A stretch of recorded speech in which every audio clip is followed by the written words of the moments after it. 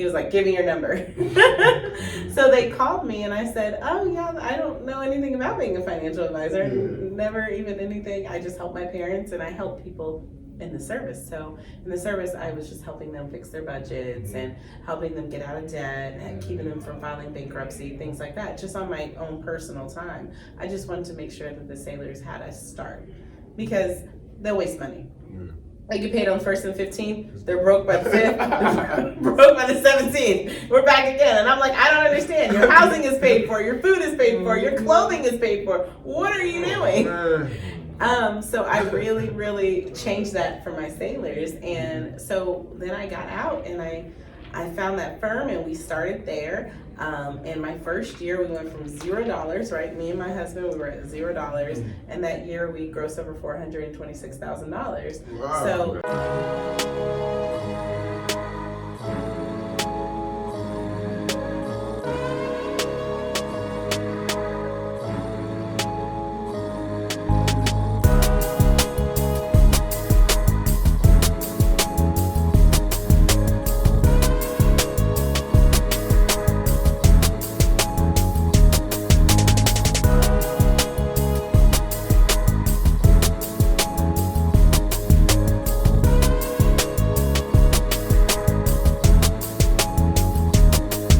This is my book. It's out. I had my book launch. It was super beautiful, successful. The energy was super dope. Me coming from a space of being emotionally numb, emotionally unavailable. Yeah. And now exploring what this energy, emotion is, and where these things come from. Like I said in my book release, where does the anger come from? Where does it stem from? Yeah. What's the root of it? 3, 2. Peace, family. Welcome to another edition of the Lead Your Lineage podcast. We are the #1 podcast for individuals seeking to end generational dysfunction. What's good, cuz? Generational dysfunction, man. Got another one, man. Got another one, y'all. And over here we got a beautiful lady named Kenyata Moore. She's been married. She's married. She's a mother of 3. She was in Navy. You were Chief Navy, right? I was like, wow, Chief Navy. Like that's a lot of things because right now she's a financial advisor and she's doing a lot. So I see how many careers you just had. A mom, you're homeschooling. Yes. You've been a Navy. I'm like, then you've been chief at that, and then petty. What's the petty officer? Chief petty officer in the United States. Yeah, petty. I was like, I never heard it because I'm not too much informed about how all that goes over there on that side. So I was like, wow, I want to know what that was. So, you have a business. She has a podcast. I do. Mom's podcast. Yeah. We bring divine people who got a long list of things. And she also has, you also have a business, Moore and. Yep, so Moore and Lee LFG Financial Group. Mm-hmm. So we are a financial firm over in Keystone at the Crossing. I'm the co-owner there. Yeah, so the list goes on, y'all. So the list goes on. So how you doing? I'm good. Thank y'all for having me. I'm so excited to be here. Appreciate it. Yeah, we've been having a dope conversation. So this kind of feel weird that we saying what's up to y'all because we've been over here. I'm peeling the onion. I'm peeling it for real. We was having it, me and her. We done figured out that we both homeschool. So we like, oh dang, we kind of try to say what's up to y'all, try to have y'all come in. So let me go ahead and break the ice and just jump straight to it where we at. Let me catch y'all home to where we at. Cause this feel awkward. We ain't about to do that, So let's jump to a few of them. So I want to ask you this again because I know I already asked you, but I was asking because I'm teaching my kids right now how to read, and reading is really not a struggle, but I always ask for tips because you can always get better. And she gave me some dope advice, and I want y'all to hear this. Can you tell me how are you teaching your kids how to read? So I really want to focus in on just the foundation with them. Mm-hmm. So reading aloud is very important. Kids need to hear books. They need to really hear you speak books, hear you talk about books. Books need to be a foundation in the house. So in the morning we get up and we're at our circle time and we go over, our days of the week. We go over our months of the year. We're talking about our reading. We go in at 20 minutes. At that point, we do a 20-minute morning read. Now at this time they're eating and we're talking about the book. We're going through things.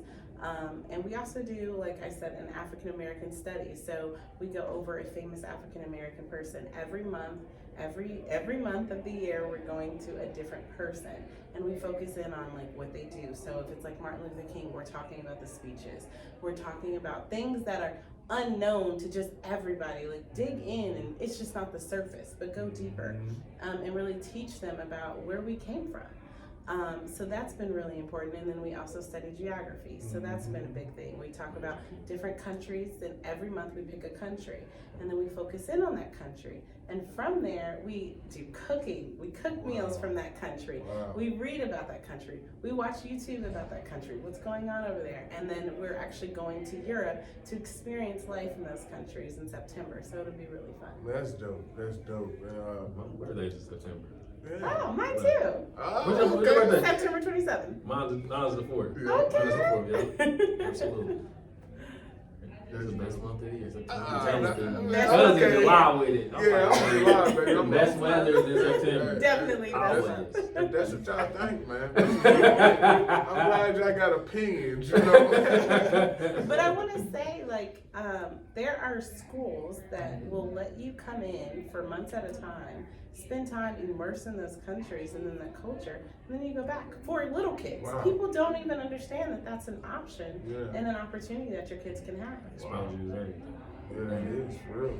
To be outside, and I want to ask you this: was you homeschooled? How was your childhood bringing up? Were you homeschooled? Absolutely. Did you grow up in a full home? I grew up, so my mom and dad have been together since they were like 12. Okay. So they've been married for my whole entire life. Okay. I have 3 brothers. They're all crazy. No, I'm just kidding. But my brothers that were all basketball players. Okay. That's all they knew. That's all I knew. My dad was a basketball coach for over 30 years, Division I level. So that's all he did. So we moved around a lot. In the college sector, you move around. Yeah. And unfortunately, with me, I kind of got lost in the shuffle sometimes because you would have one school so far ahead, and then this school behind, and then this school's like all in the middle, and you're lost because you just bounced around. So I wish homeschooling would have been an option, but no. Even when I told my parents I was going to homeschool, my mama laughed at me and was like, "You are crazy. There is no way. One, how you can spend all that time with your kids? You got a full-time job, and not only do I have a job, but I run a full practice. So I have other advisors and things like that. A lot of people depend on me to do my job. So it's like, I don't want them to suffer, but I cannot let my children suffer." And I didn't feel like the education here, it's just changed so much to where the kids are below grade level at reading. They're not learning what they need to learn. I don't know anything about this Common Core math. Like, just teach them the numbers the right way. Like, we learn numbers, and those numbers are still working today. So I just really wanted them to have a different outlook in life. Plus, I wanted to be free. And that's a different thing. Like, I want to be able to pick up my kids and go here or go there or travel across the world, or maybe I want to do world schooling, or maybe I don't want to wake up at 7 o'clock in the morning today and do study. That is freedom. And I wanted to provide my family with a true life of freedom. And I don't believe that traditional school gives you that option. Yeah, because, that's why I actually agree with, because, I homeschool my kids. I feel like everybody, have their own routines. My first routine I realized with my kids, because they my kids. So I was I am a very energetic person. Yeah. They are very energetic. Mine too. Very. So I figured out that when I let them play in the morning and I wake up and we eat and we high fiving and we singing, but the songs we singing though. Yep. Are always educational songs. Yep. But but that's how they do it. We just waking up and grooving, and I realize that's how they do it. So I always stress that when you homeschooling, Use that freedom. Yes, and have fun. Wait, and let's talk about the music, because Grace's Corner go hard. Go Like, hard. I feel like Grace's Corner and Jules on the car. Go hard. I'll be jamming Go ABC. hard. Hey, for real. Grace's Corner go hard. People don't understand. Like but I also didn't want that outside exposure. So they went to traditional school, and I really have a problem with some of the things they were coming home with. Yeah.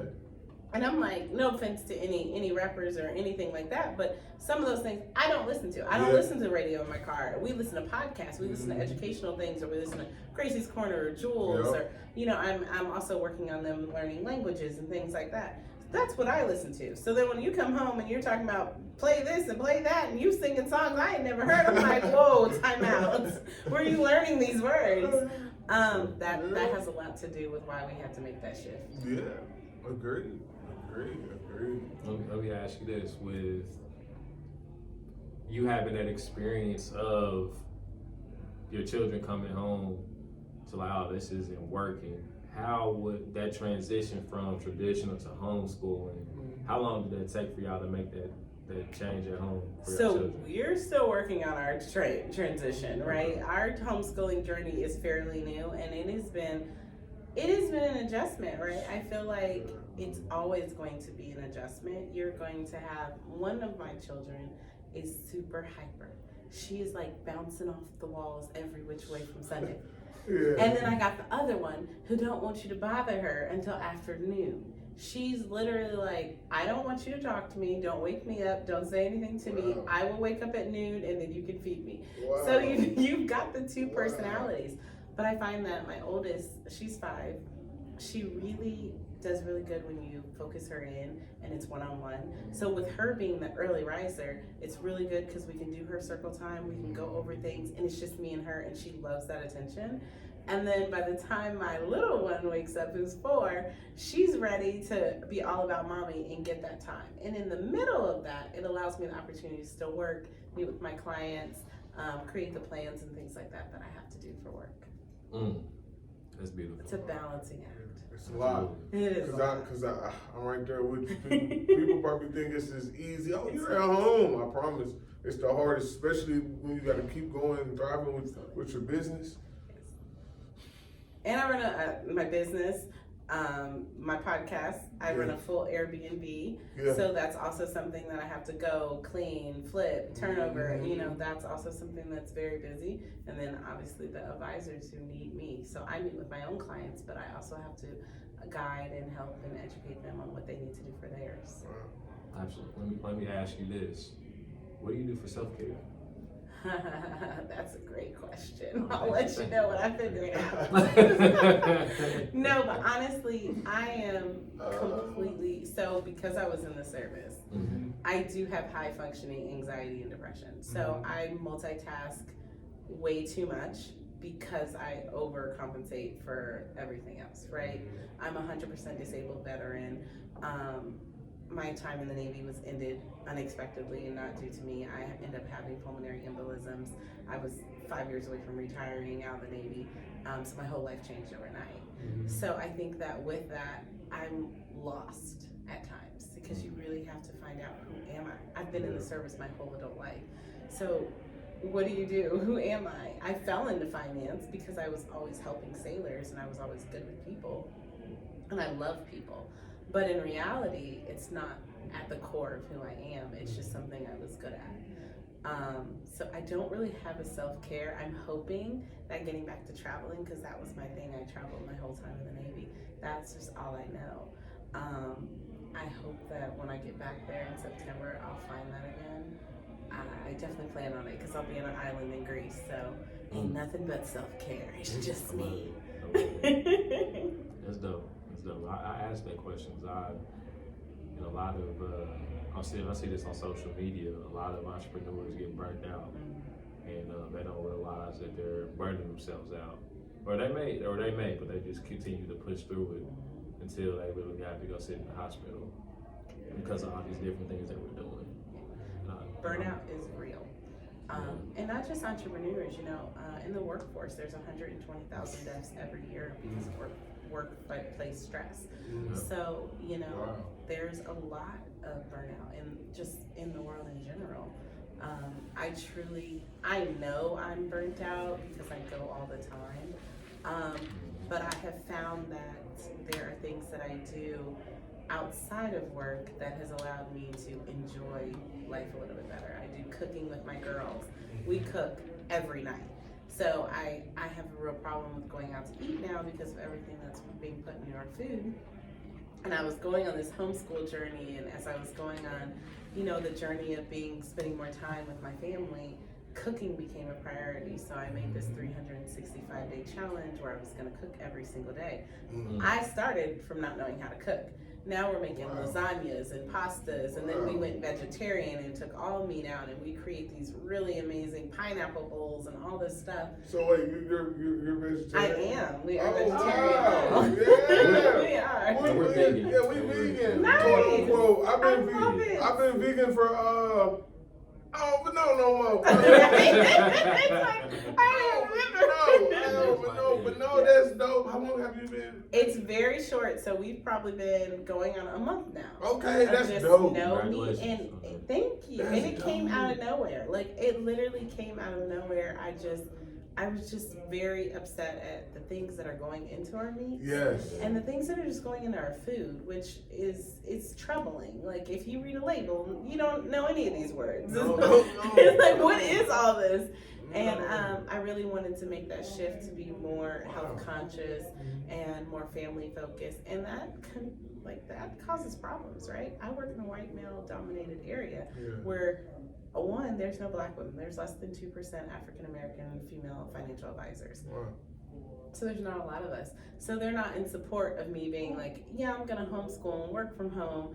And now I'm doing a lot of traveling and more self-care and more focusing on me. And they're like, no, that's not what we do. We go to work and we make millions.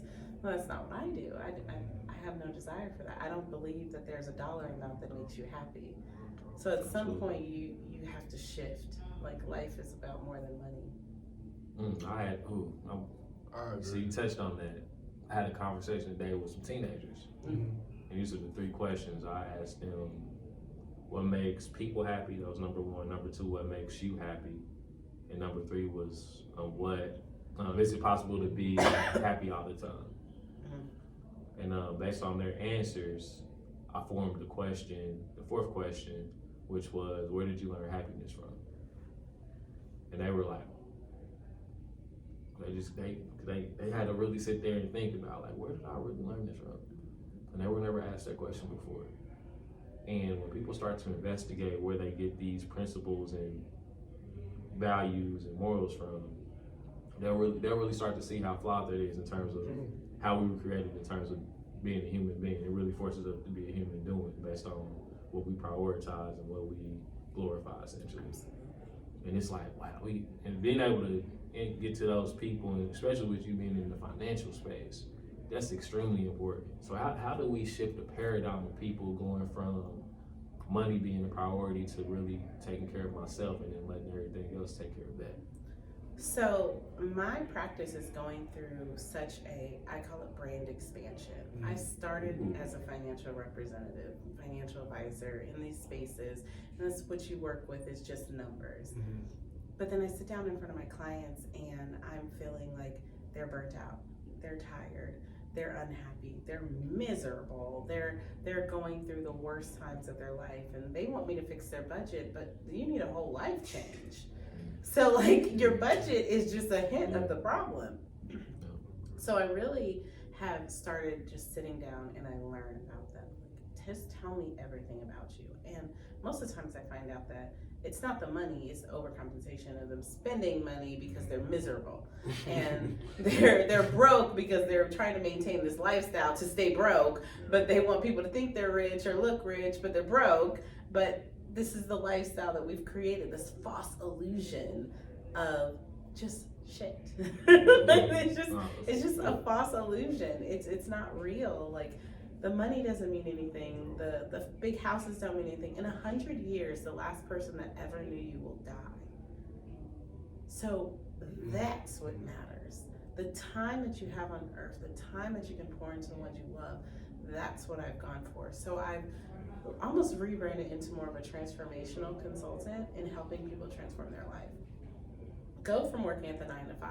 And if your thing is, I love to crochet, let's figure out how to monetize that crochet and make that on your time, doing what you love, while you can still enjoy being home with your family and spending time, or not being home with your family. Because I don't knock women who don't want to be at home.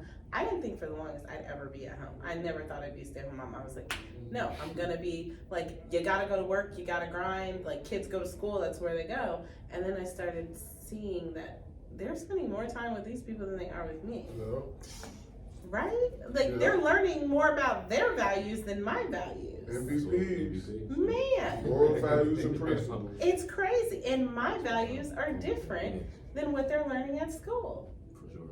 And so I think that that's a big thing. Finance is important. I do feel like we as a culture have to learn more about finance, but we as a culture also have to stop spending. That's a problem. We are the biggest consumers, and there's no reason to be. Like, we're buying stuff we don't need to impress people we don't like for no reason. And so I wish that we were focused more on travel, more on life experiences, more on family, more on building the culture, and less on talking about generational wealth. But no one knows how to protect generational wealth. People walking around this planet don't have wills in place, don't have trust in place, don't know anything about estate planning. You can't even pass on this, you can't pass on that. It's just the structure of the messaging is lost, because everyone thinks generational wealth means you need to go get an investment account, or you gotta have life insurance, all which are very important, but there's a whole lot more to it than just those two things. Absolutely. When I met with Thomas, we were going through like the application and everything. He was telling me about like the amount of people that don't have the wills and trust set up. And me, I jumped out like a couple of years ago. I was like, oh, I need all this stuff. Like, where can I practically start? I was like, oh, I can get a will and I can get a trust. So I had one in place. Good. But I was like, yo, I really didn't know what to do with it. Yeah. So it was like there was an education. I knew I needed it because we went through with our family when our grandfather lost the house. Like, that kind of was like the last leg of the table to hold the family up, essentially. So once he didn't have the will and trust in place, it was just like, okay, now we got conversation, we got conflict over some money. But if he would have had that education, or if somebody or one of us would have had that education to be able to put that in place for them, we wouldn't have had that conversation. We still would be able to be together as a family. But it's deeper. It is honestly, even after cousin I got to start talking to people, it's deeper than that. But just having that in place, that was really a blessing, a blessing in disguise for real, because now we can have that conversation and really get to the root of everything and put our family back together. So thank you for what you do. That's so important. I agree. I think it is. And I want to ask you this: how did you find being a financial advisor? Was you already doing that? Like, how did you go from just abruptly have to transitioning? Like, how did you find yourself? Because a lot of times when people abruptly and they have to transition like that, they don't go into a Cancun or whatever the damn butterfly goes into. Is that it's cocoon? Yeah, cocoon or whatever the butterfly it comes out of butterfly. What? First of all, what were you going through? What inspired you? And how did you figure out that this was the field that you wanted to be in? So, what was I going through? I was going through a lot of emotions, right? My Navy career ended in 2020. The world was on lockdown. Like, everything was going on. Wow. I just had a baby. This was our fourth child. My husband has a bonus child, and we have 3. So we're going into this like lockdown. Yeah. My husband at the time, he had lost his job because he was home with the kids. Then my embolisms came, and now I'm transitioning out of the service that I love. And I'm like, oh my goodness, life is different. So you go from 2 fully employed working people to $0 in income, right? Yeah. In 2020. In 2020. Wow. Now, luckily, in the Navy, I was a chief petty officer, and I had been in recruiting for over 10 years. I'm very good at client acquisition and talent acquisition. So I can put people where they need to be. I can get them in the jobs that they need to be in. I was always very good at that. So essentially sales. So I met a person and they were like, oh, I'm a financial advisor. They actually called my father to be his financial advisor. My dad was like, well, I don't need that because my daughter pretty much handles a lot of our finances. And he's like, well, what does she do? He's like, oh, she's transitioning out the Navy. He was like, give me your number. So they called me and I said, oh yeah, I don't know anything about being a financial advisor. Never even anything. I just help my parents and I help people in the service. So in the service, I was just helping them fix their budgets and helping them get out of debt and keeping them from filing bankruptcy, things like that, just on my own personal time. I just wanted to make sure that the sailors had a start because they'll waste money. They get paid on 1st and 15th. They're broke by the 5th, broke by the 17th. We're back again. And I'm like, I don't understand. Your housing is paid for, your food is paid for, your clothing is paid for. What are you doing? So I really, really changed that for my sailors. And so then I got out and I found that firm and we started there. In my first year, we went from $0, right? Me and my husband, we were at $0. And that year we grossed over $426,000. Wow, so it was a really good boom year. Thank you for us. And then we've just continued to elevate and grow. And then I got the opportunity to open our own firm over where we are now. And we've just been growing it. We've brought on advisors. But when I got there, our actual firm, that LFG behind us, they have 0 Black advisors. So we're walking in a space where we don't exist. And it's still a space that we don't exist because if I don't bring them, they're not there. So that's a real thing. It's a space that we're not in. And it's a space that women are not in. And they don't stay long because there is a lot of male chauvinistic things. I left my last firm because of sexual harassment and just things like that. And entering into the space, you just don't know what you're going to get. And it's a lot of male drama at times, unfortunately, for the women that are in this space. Well, I want to add this, and I hate to hear that. I want to add this to the see, they don't know, but you touch on this. You bring a lot of people with you. I do. It's not people who look like us, especially particularly you too, because you're a Black woman at that. So I feel like what you are doing, you are compensating that. You are you go through whatever you go through, and you got sometimes, I hate to say it, us being lineage leaders, we have to take the cuts, the bruises, the stabs. Absolutely. It is what it is. Yes. But you bringing in more people and having that room now, a lot of people don't understand this. Everything is empowered. The more of it is of us, the more we can control what goes on in this room. Absolutely. So I wanna have to give you flowers real quick because you doing something. You didn't touch on. I had to let them know she's doing something. She's stopping it from this happening. Well, if we're not represented in this room, we're not represented out there. And if you don't have true representation who is valuing you as a person, your community, your culture, then what are they doing? Well, they're making money off of you and not caring anything less. They don't care if you create generational wealth. They don't care if you have the proper pieces in place because their job is to not continue to serve you. They're not looking to serve us. And that's the truth. They're in the financial industry. They're not looking to serve us.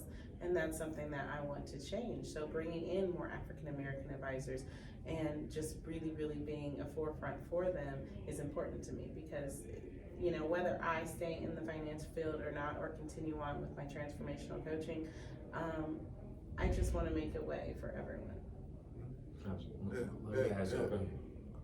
Y'all know how I always preach about don't ever be under me. Don't ever just be on the side of me. Don't just, what I said, cause always be ahead of me, always be with me. We growing together. I just want to say that real quick, cause her assistant, her assistant used to be her assistant. Now she's her own financial advisor. She is. So now she's out here. She meets with her own clients. She builds her own book. She builds her own brand, and I support her in every way because she was never meant to just serve underneath me. Sure. She needed to be taught, trained, developed, and being able to let loose and go on and create her own brand. And I think that that's sometimes gets lost in our community because it becomes a competition, but she's in no way in competition. We are sisters. Yes. We are in this together. The goal is to grow our community. It is not to hoard all the clients that you possibly can because you would create more money for yourself. Well, that's not going to do anybody any good. There's no point in one person being rich and everybody else being broke. It's just crazy. I'm glad you said that because I stressed that out, and I love when it comes out of somebody else, especially a woman. So y'all get to see the yin and the yang. So it was like I had it. I'm like, because that's dope to me. That's very uncommon here. I don't know how it is everywhere else in America or the world, but here in Indiana, a lot of people don't want to see other people grow. So I always stress that. I always, hey, if you got a podcast, that's why as soon as you saw the first thing I was talking about, as soon as I saw, oh yeah, your podcast, you can come here, you can shoot it here. If you and now that I see this, I'm like, I should shoot my podcast here. Giving you the resources, because that's what we supposed to Absolutely. do. You know, that's what we give each other the resources. We got to remember, you know how many people is in this world? It's 8 billion people, and there's about to be some more today. Right now. So it's like people like you're gonna be the only podcast, you're gonna serve 8 billion people only on your podcast. Nah, bro. Share the resource. You're not gonna you can have, and then the crazy part about it is when we share our resource, look what Verizon did and Sprint. They got together. That's what they do. They're super teams. If we keep building, like you just, now she went on, now she does that for somebody else, they go on. Now you got a whole community. Now if somebody want some money, they get money. Even if it ain't you making it, it's your 4 friends making Everybody's it. doing it. You know what I mean? And it's really important because we have to remember that in America right now, 46% of all African American women are retiring into poverty. So those are real statistics that hurt our community. So 46%. Wow. So if we can get out here and we can push and we can get more female and more males and more people from our community teaching finance, educating students. I just did a presentation a few weeks ago at IPS school, just teaching them the importance of understanding how to save, how to budget, what to do with your money, because that's the important stuff. It's all the extra, the investments, this, that, and other. It's nowhere near as important of how to spend your money. And they need that like right now. So Absolutely. thank you for that. I went to IPS. I went to 106. Hey, this how you said it, cuz you said it with like, dang, I don't want to say it, but I'm gonna say it. Say it. My brothers went to Arlington, 110. I don't know how to read it right. Hey, shout out to my IPS people, you know what I mean? We having a hard time reading it right. What we always say every podcast, it be your own people. It be your own people. That's crazy. That's crazy. Cuz. It's like He ain't you right. said it though. He ain't right. Said it. Nah, but thank you for the work that you're doing. Yeah, for real. I want to ask this when it pertains to families and finances, right? What is something that we can do? Well, look, before I go into that, just some context, right? With the Lineage brand, our goal is to have involuntary ownership for everybody that's in our bloodline of a Lineage brand. So if you just look at, for example, like a Procter & Gamble, how they have all these different companies underneath it. That is our goal for Lineage. But obviously, you have to start somewhere. So we started with the podcast, encouraging people to get their families back together. So when we look at finances from a family perspective, what are some practical tips that people can take away how these conversations at their dinner tables tonight with their families? Like if you have like 3 quick tips to be able to share with people so they can get their family and their finances together in their household. Yeah, I think the first thing is to put everything out on the table. So I see a lot of families who are married and have been married forever, and they have completely separate bank accounts, and they're operating in pure chaos. One's doing this, one's doing that, and then nobody's got money for the bills. Everything should be together. You are as one. You know, when a man finds a wife, he finds a good thing, and you guys become one. So I think that that's very important. I don't think that there should be separate accounts. Everyone should have one joint account where bills are paid and things are done. That's my personal opinion. Other things is that you need to talk about it. Because in my household, money was not talked about. Like, you know, you may not answer that phone because don't pick up that phone. Don't pick up that phone. So, and you just, they don't have open dialogue about communication. So when I left home, I didn't know anything about money. I left home. I went to Indiana State. I left Indiana State. I went to Indiana State. Okay. I went to Indiana State and I left there and went to Disney. I went to do an internship with Disney. When we got down there, we made $6.25 an hour, like working 12-hour shifts like slaves. It was great though. I love Disney. I loved it. But what I will say is, I had to live off $6.25 in a whole different state with no family. That's crazy. Wow. That's wild. Right. So it was a lot. You had to pay rent. You had to take care of your food. So I learned how to budget down to the T. Like down to the penny I could budget. And I kept that my whole life. So we do family budgets. We sit down and we go over every single thing that's coming in and we go every single thing that needs to go out. I think that's very important for families. If you're not doing a family budget, you need to. And you need to do one with your kids and explain to them, because kids be asking for stuff that you ain't got. And you gotta be honest. Like, hey, did you see the family budget that we did? I used to keep it on my refrigerator. And my son would always be like, what's this mean? What's this? What's this? But now he understands, and he understands money. He understands what his mom does. And he listens to my podcast with me on Dave Ramsey and all kinds of random stuff. But he always listens to these things, and he's internally understanding this going forward for his family. So he knows that, hey, my mom says we're not getting credit cards. I also think that the debt system is not designed for us. So if you really, my personal opinion, I think debt was created for Caucasians to make money on us. That's just what it is. Our country is designed on us spending money. We're all spending debt. None of us are paying it out of pocket. It's all debt. But if you trace back, your grandfather, your great-grandfather, they didn't use debt. They didn't use credit. They went cash money, negotiated the deal, closed it, and moved in. You know what I mean? That's what they did. But it kept what's theirs. Nowadays, it's not. You're so heavy in debt that nothing's yours. Your car's not yours. Your credit cards are maxed out. Your, loans and student loans and all this, and it's so debt heavy that you're paying out more than you ever are making. And they know that. And then you die leaving a bill. So I strongly recommend having joint bank accounts. I recommend having just conversations about money, and then I recommend no debt or keeping it as absolute low as possible. That's coming from me. See, I want to get more into family now, and touching on that, because that first one that you said, the tip, I always tell people that. When my wife was my quote unquote, I don't know, sometimes I don't like using me and my wife as an example, because she was my first girlfriend ever. So I feel like sometimes, that little, so sometimes it's like, well, probably because she was my first girlfriend ever. Because I've been knowing her since 7th grade. I can go all day long, so I'm going to be quiet. But, 16 years. Love it. 16 years I'm only 30, and I've been with my wife for 16 years. That's my whole life, I feel like. But, I forgot what I was talking about. But, when I first got with her, it happened naturally. When we got together, because we separated when we was a little bit, and then we got back together as adults. I was like 20, 20 years, whatever. And as soon as we got together, our first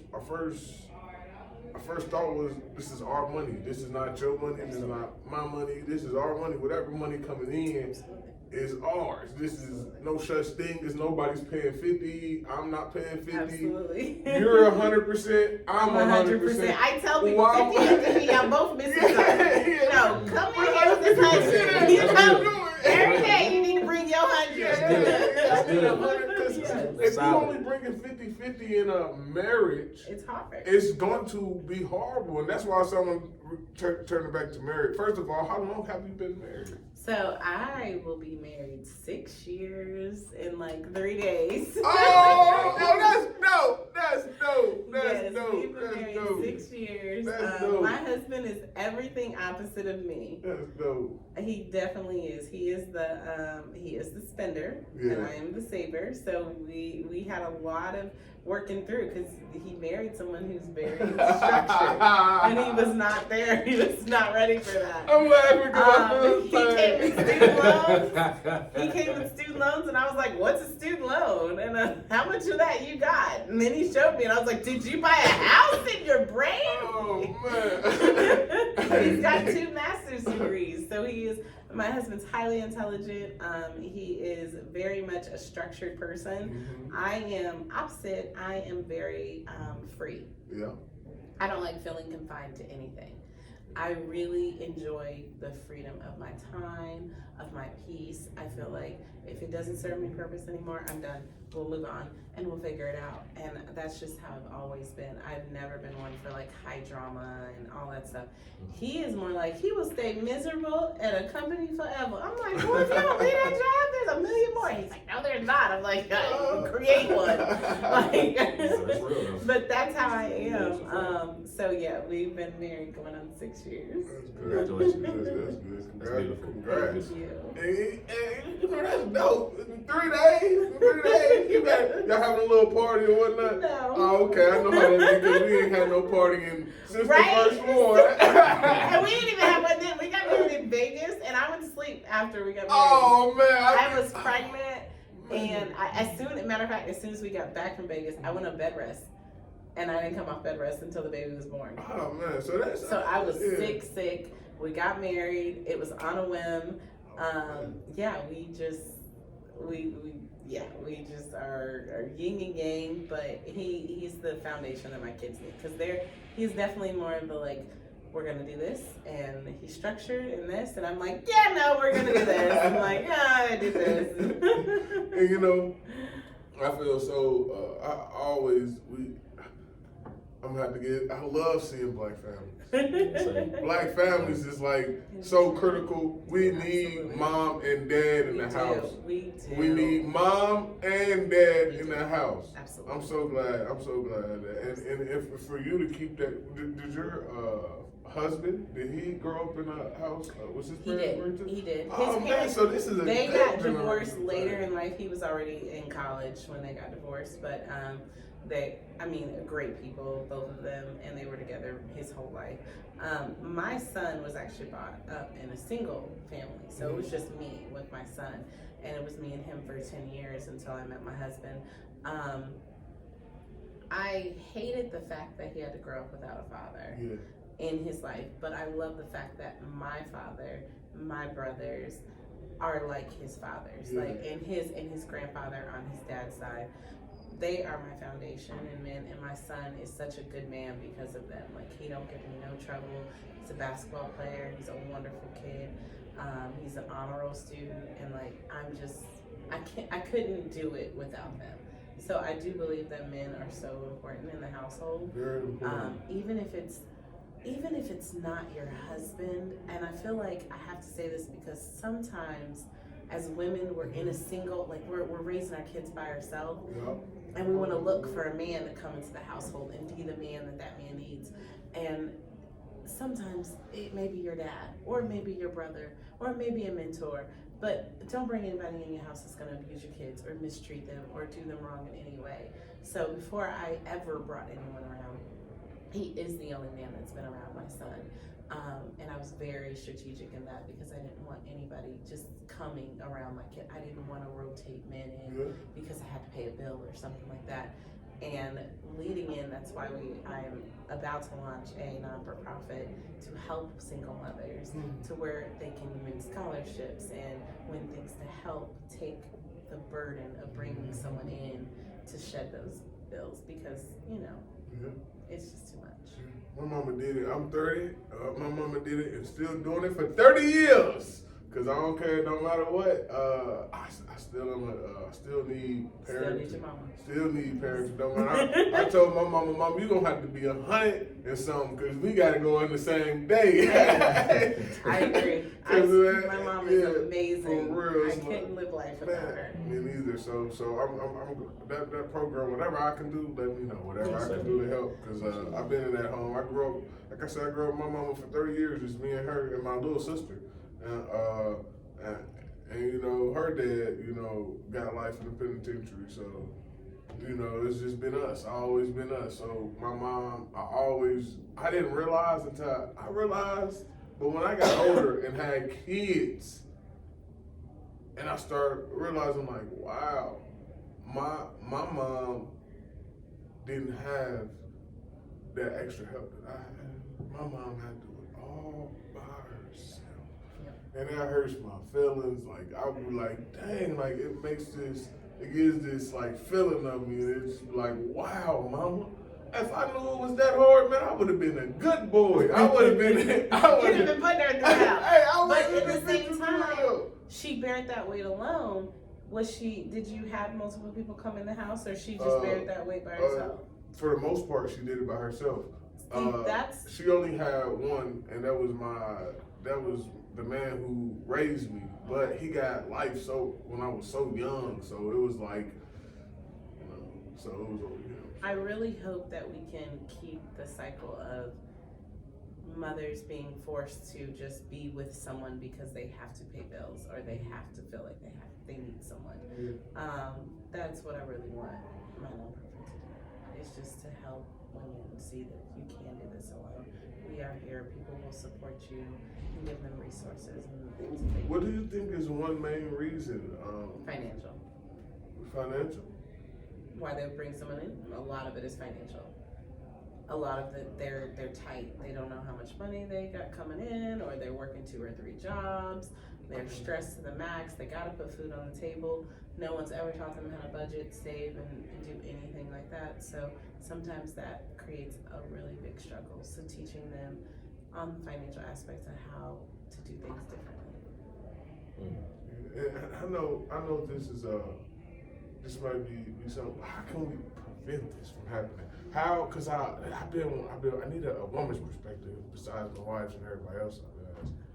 How do we prevent this happening? How can we allow young women to be like, hey, be more aware of this? How can we prevent it from happening? In your opinion, how can we slow it down? The single motherhood from happening? From single mother, period. So we won't even have to single parent. Yeah, I agree. Like how can we encourage this? You know, I feel like when I had my son, I thought the man I was with, I was going to be with, but I was 22. I shouldn't have been with anybody at 22, personally, that serious. And I definitely didn't need a child at 22. I was not ready to be a mother. I was barely ready to take care of myself. So I think the true reality of carrying the weight of a child needs to be felt. And we don't really feel that because, you know, it looks, and I've talked about this on my podcast, being a mom looks really fun.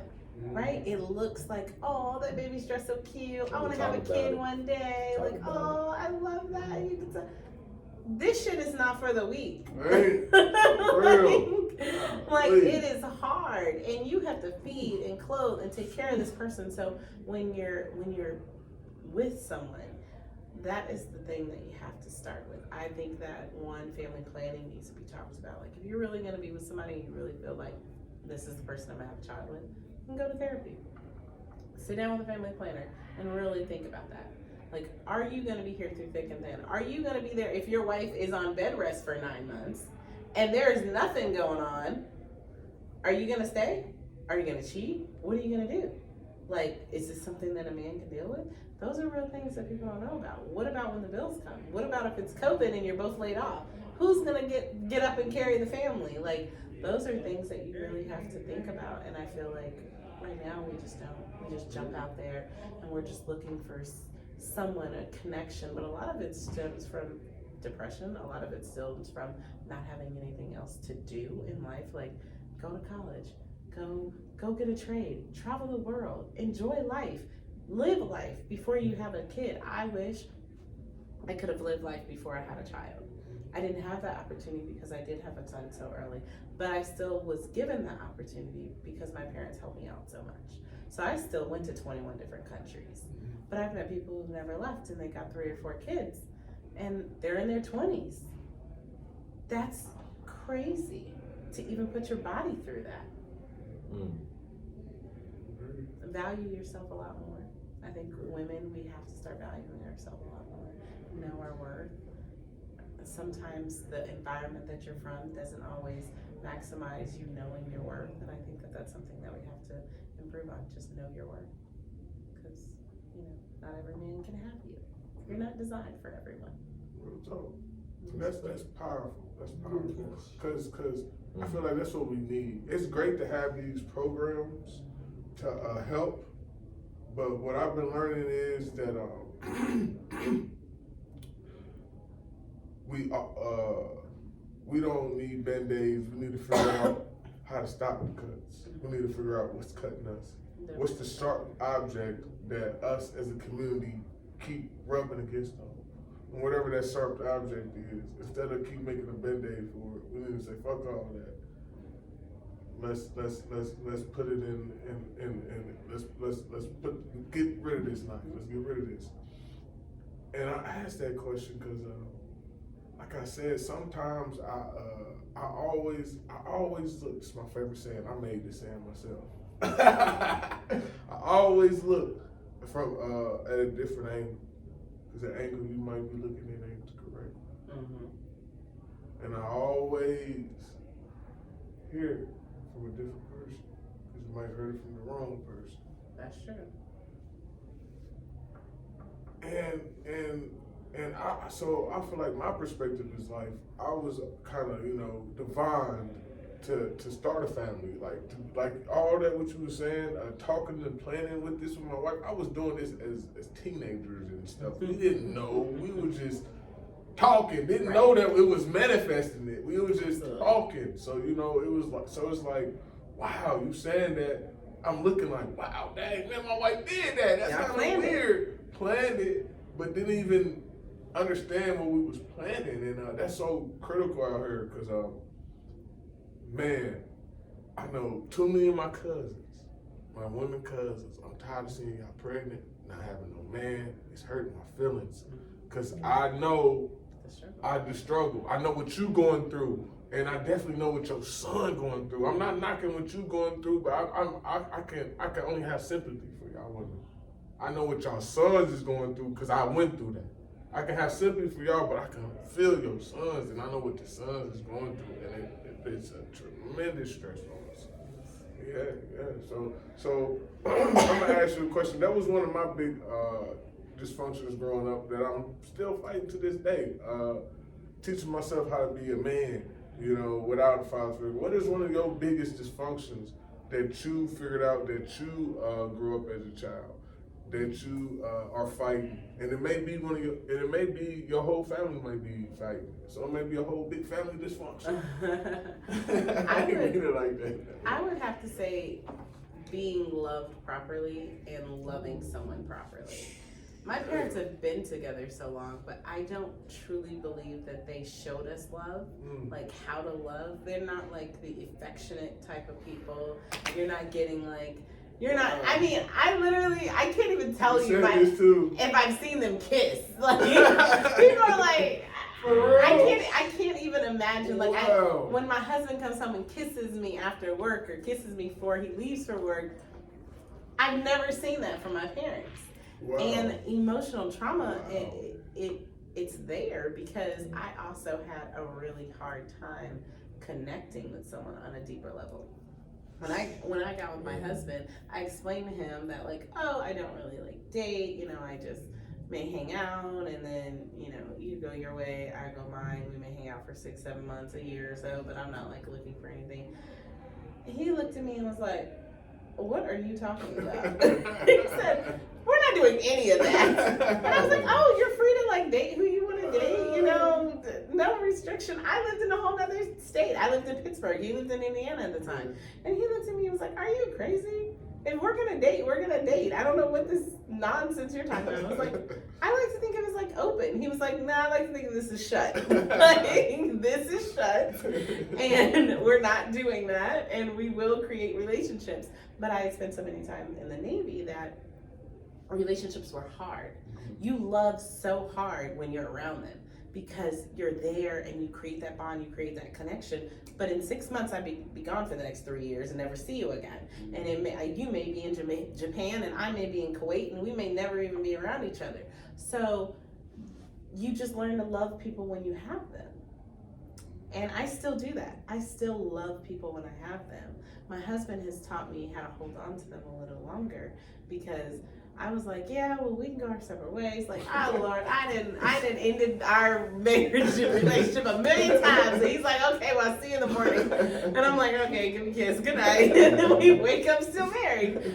And I feel like he's taught me how to love properly. He's taught me how, and he's still teaching me, because I struggle with that. I struggle with like affection and being overly affectionate. He wants to hold my hand. I'm like, what are you doing? You know, he wants to, right? It's so hard. Did you see it? You didn't see it. No. His parents was My married. parents were married for 20 plus years. Yeah. I weren't like seeing affection. I got my affection from my accomplishments. Yep. That's where I got it from. Like being in sports, I was team captain, IPS athlete character, all these different accolades in sports, right? That's why I went so hard in like getting all these certificates or getting all these trophies or whatnot. Cause that's where I was like, oh, that's where I felt good. Yeah. You know what I mean? It was like, oh man, it's like. But then when I figured that out, and I got my affection from my accomplishments probably about a year or two ago. Probably like around the time we started getting into the podcast. And so right when I started just being open to being more vulnerable on the podcast, and I was like, oh shit, this is really fucking me up. Yeah. Same thing I said. I was like, oh. I'm toxic. I got a question. Is your parents older? Like They're 62. Okay, so your parents. They're younger. Yeah, they're younger. And my dad is still my mom is very much like me. She comes home, wants to be at home, wants to be with the family. She's very family attached. Yeah. My dad is complete opposite. He wants to go out, he wants to club. Like to this day, at 62, you may literally see him down at the All-Star Weekend at a club. Like he will call us and be in a club, and me and my brothers are at home, and we're all in our 30s. Like, what are you doing? This is a real thing. And he will take pictures with our friends out at the club, and like, why aren't you here? Like, because we got kids and work in the morning. It's Thursday. We taking care of your grandkids. What are you doing? Grandpa. And I feel like that as well. He's always done that. And so I do feel it created a bit of instability in my household, because a father is, you imagine it being like the old man on the couch, on the rocking chair, rocking and reading the newspaper or watching the news and hanging out, and like you can get snacks from him, and that wasn't like my dad. My dad was like in the club hanging out, GQ'd up, and so it's completely opposite. Like I feel like I would have loved to see them love each other better. I think that would have helped me love easier. But no, my husband was really, honestly, the first person that I ever stayed with and loved and truly cared, and that's why we got married. Like no one else. I kid that he's my first boyfriend, but in real life, he's like my first boyfriend, and I didn't even meet him till my 30s. That's good. Hey, so do you growing up with? Cause I know Cuz be going through a lot with that. Can you give him some tips to help him out? Cause Cuz still be going through it. Like how did you start being more loving? Cause and start getting in your emotions. Cause I know that's hard to do. Cause it seems, what seems awkward to me? It seems like a lot of people that I've been meeting who parents was married, I be all saying that. Like, my parents wasn't lovey-dovey. I be thinking like, damn. I guess the people who parents wasn't lovey-dovey, I guess we was thinking like, shoot, when if I get somebody, I'm gonna be lovey-dovey on them. Y'all gonna love my love it. Y'all gonna love it. I guess, cause a lot of stuff stuff that I be saying, like, cuz didn't really think about too much marriage until he started hearing my perspective about it. Like, damn, I wish I saw my mama married. He was like, oh, dang, cuz I didn't realize how important that was. Cuz he wasn't even, I'm putting this on podcast, cuz wasn't even thinking about getting married. Had a whole other perspective on it. You know, so. I wasn't thinking about getting married either. I never thought I'd be married. That's wild. Ain't got to grow up in a married home. I Ever. got to make sure. I'm glad I kissed my wife. I don't need to kiss him over in front of my dog. I never thought I'd be married. Mainly because, again, I enjoy freedom. Yeah. So for me, marriage was restricting. Like, I have to come home to this person every day. Ain't got the same side. Every day, right? I have to come home to this person every day. I have to see this every day. I'm a Libra. Oh, yeah. I have to deal with your dislikes. And for me, I am more of like, I don't want to deal with you. Like, no, you go your way, I'll go mine. So marriage was like showing me like, you got to sit down and you got to deal with this. Yeah. So we really had to like go to therapy, work on each other, work with each other on like our communication. And even then, unfortunately for my husband, he is very emotional. Yeah. I am not emotional at all. Like, I show no emotion. Like, he'll be in full-fledged, like, all over the place, and I show no emotion. And then I have like this evil switch sometimes, and that's when that'll come out. If you really make me mad, there's an evil switch. That's the only emotion I'll show. I won't cry, I won't do any of that, but I'll switch to this evil switch. But then it's crazy because I could be watching a movie and like I'll be like, oh my god, that was so crazy, and I'll be crying. But with him, it's no emotion. So I think if you're struggling with that, continue to love and hug. And my girls make me a lot more emotional now. My kids say I love you and give kisses, and we give hugs, and we do so much together, and we're so bonded that's helped. My son, I do the same thing with him. Like, I give him hugs, I give him kisses. Like, that's my baby. And people be like, he's 16, you can't call him your baby. That's my baby. And he went through the grind with me. You know, he was with his mom when she was like, I don't know what we're gonna do, but we're gonna get through this. Yeah. And, you know, and now to see like where we are, it's definitely been a long journey for him. So I'm happy that he went through it, but it sucks to know he went through it, you know. You heard that. I'll be telling my sister that. You heard that because my sister didn't go through the grind with my mom. I told you I'm my mama's favorite child. You heard that. Hey, look, when you go through the grind, it's a difference. When you go through the grind, I was with mama since she was 18. Right? I seen mama jump out of cars, fight people, bats, all type of stuff. It's a different type of grind. Man. I seen mama from groceries to riches. You saw mama when she was great. I saw mama before she was great. That's so true. And that's it's a true. Difference. I keep telling my sister that. He sees that my girls are getting a different version than he would. Yeah. Like, he is still terrified of mommy. My girls have no fear because they're like, whatever. I always say, like, when you have your first kid and you're like, oh, kids are so easy, and then you have your second and that kid is about that life, and she will make you be like, oh Lord, what am I doing?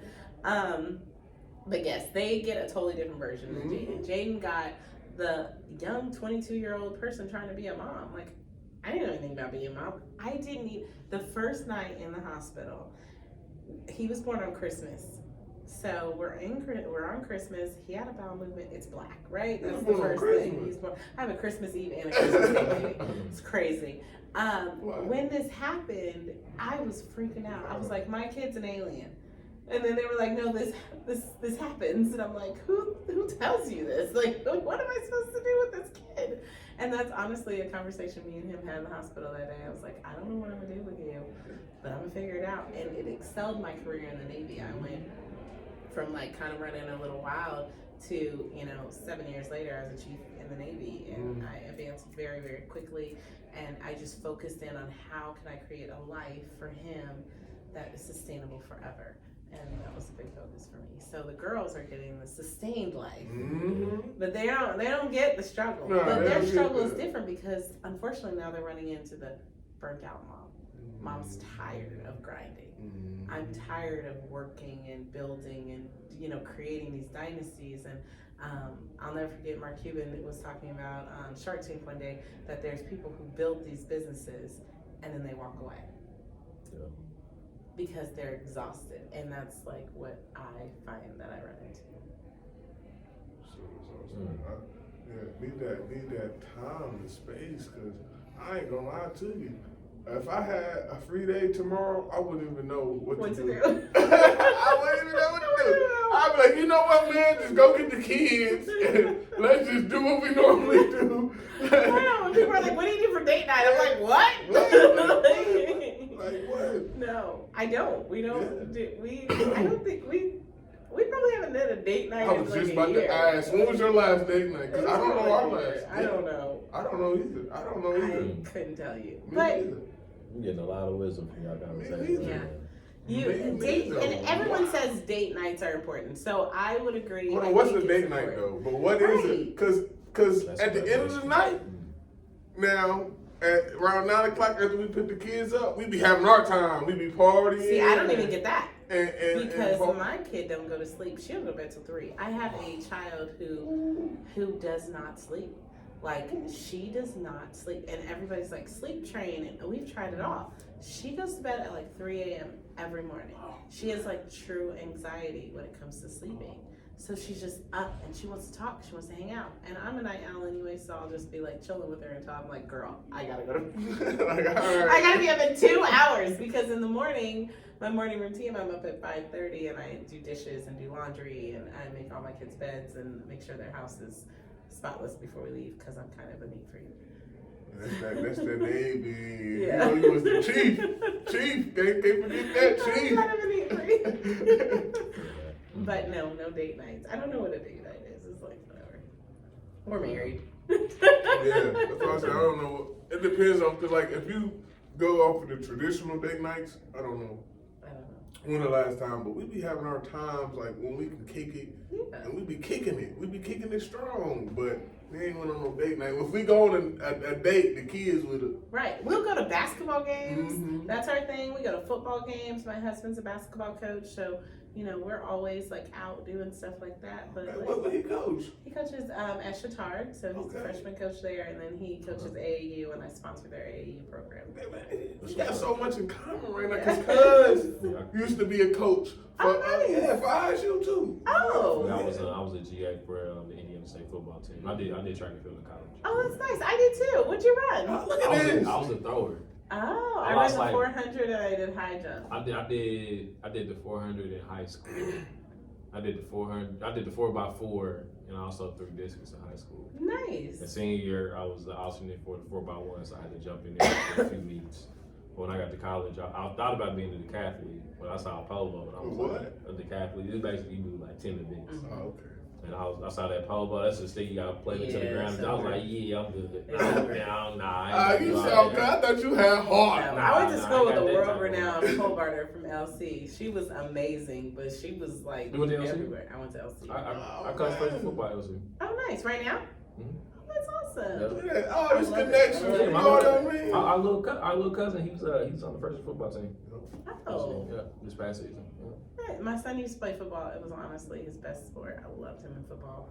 But I feel like because my dad was a Division I coach and all my brothers went to D1 universities and then my nephew just went to D1, I feel like he thinks he has to do that.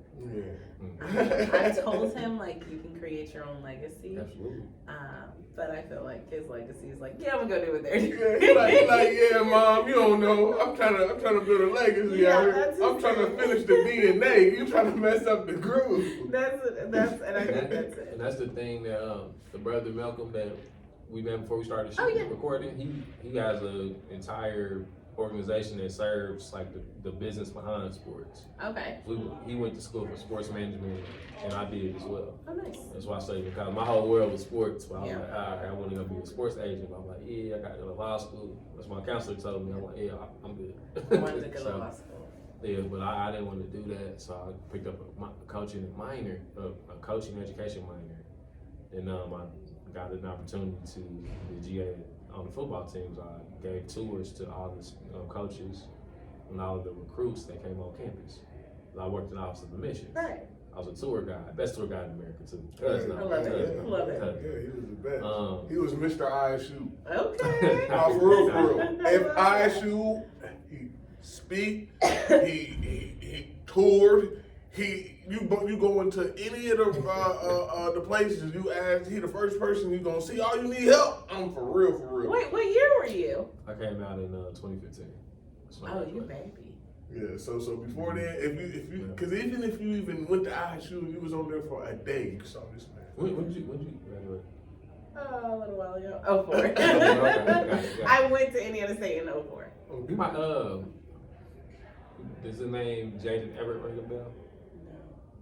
He played football. That's who gave me an opportunity to be a graduate assistant at Indiana State. Okay. I think he was there around the time. He might have been. I was at Indiana State long enough to figure out that my parents did not pay for college.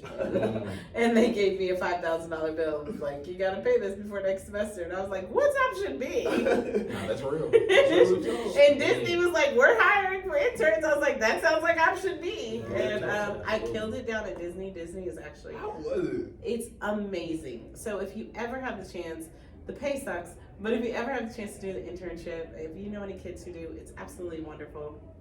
I learned structure. I learned, honestly, how to take care of people. There is no one who does customer service better than Walt Disney World. No one. I don't care where you are. Two fingers. Absolutely best. It is the absolute best. So customer service, I learned how to really care for people, and I learned that you never bring problems to work. So Disney is all about whatever goes on underneath, because there's a whole underneath ground of the Disney World, right? So all the people pull in underneath Disney, and on top is what you guys see, the show. So I always learn, like, you don't take the show to work, and they're very big about that. But I teach my advisors that, and I taught my sailors that you can't recruit someone in the Navy if you are having a bad day. They don't want to join your bad day.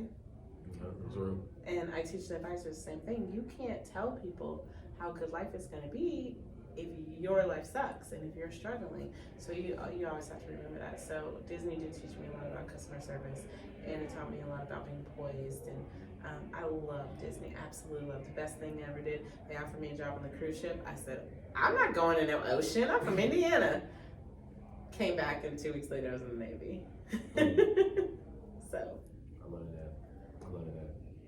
Well, as we wrap up this episode, it's been an amazing episode. Thank you. So thank you for joining me. Yeah, you gotta come back. Yeah, we got you know, I gotta get on my podcast. Yes. Mom life, we love it, but it's some shit. Yeah. That's the title of it. I love that. So as we close, when you think of family, where do you see your family in the next 5 to 10 years? My view and my husband's view are different. So I actually see my family making more of an international move. I really want to live internationally. I want to live a life without borders and without boundaries. I want to travel and live off just the income that we have and enjoy life together, because pulmonary embolisms are terrifying, right? You almost die. And when you go through that, the material is things, it just doesn't resonate with me anymore. So for me, I want to travel. I want to spend as much time. I want to make as many memories. I want my kids to remember mommy every day of their life as being fun and stress-free and really just focused in on making sure they have the best start possible. You know, that's honestly what I feel I would like to do. My husband wants to stay here because he doesn't want to go overseas, but he's never been. So I think once you go, you see the difference. Open up. Yes. He probably like, nah, I don't know what's going on Yeah, over he is there. going. We'd really like to go to Portugal. If you don't know about Portugal, it's the original place that the slaves trade started, but it's also the first place that abolished slavery. So it's an amazing country, absolutely beautiful, and the cost of living is so less than America. And you have like universal health care overseas, and there's a lot of benefits to getting out and doing like world traveling, and I feel like we miss that because we're scared, you know. And sometimes I look on TV and they're like, don't go to that country because it's dangerous, and I'm like, we literally live in America. Like, there was just a shooting 2 days ago in Kansas City.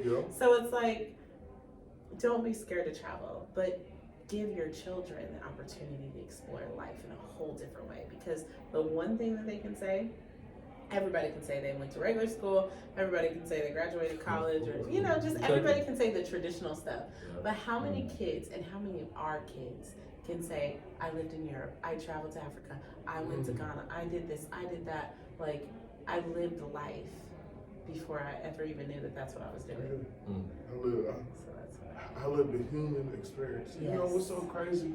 I've been expressing that feeling right there. I said I'm tired of living the way they want me to live. Absolutely. You gotta keep hustling. I don't want to hustle. Hustle culture is dead over here. Hustle culture is dead. You know, the best thing I loved about Spain, the siesta. They take a break.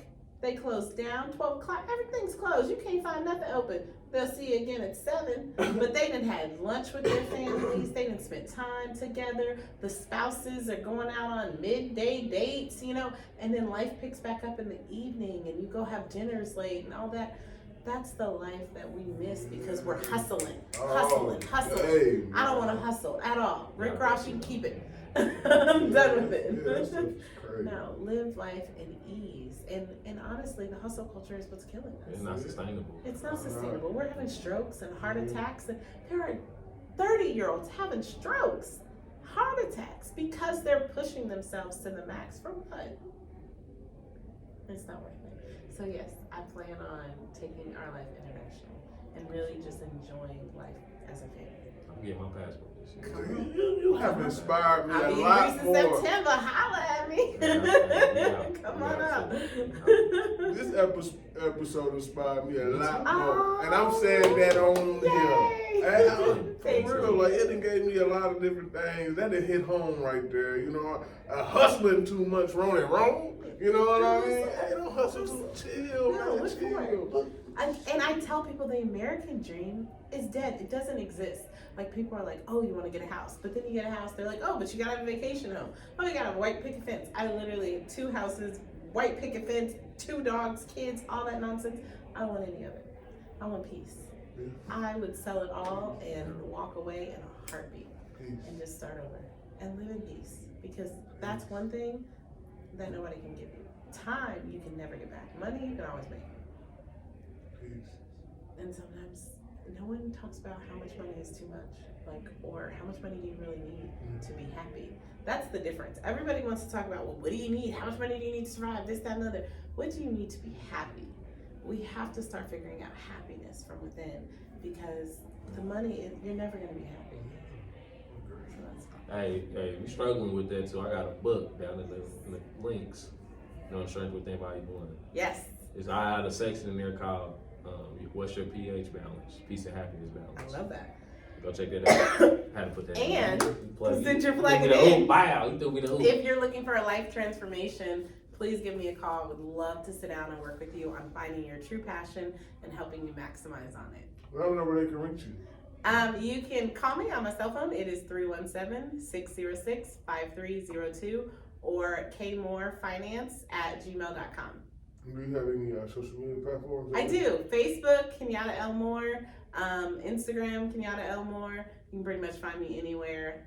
And I'm always open to DMs and text messages. I just want to make sure people know that happiness is out there and you can find it.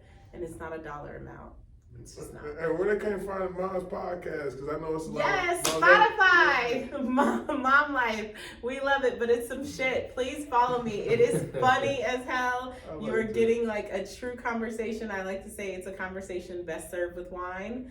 And I'm talking about the real life mom. If you're looking for the perfect mom with the pretty princess kids and everybody's put together and smiles in a picture, this ain't the one for you.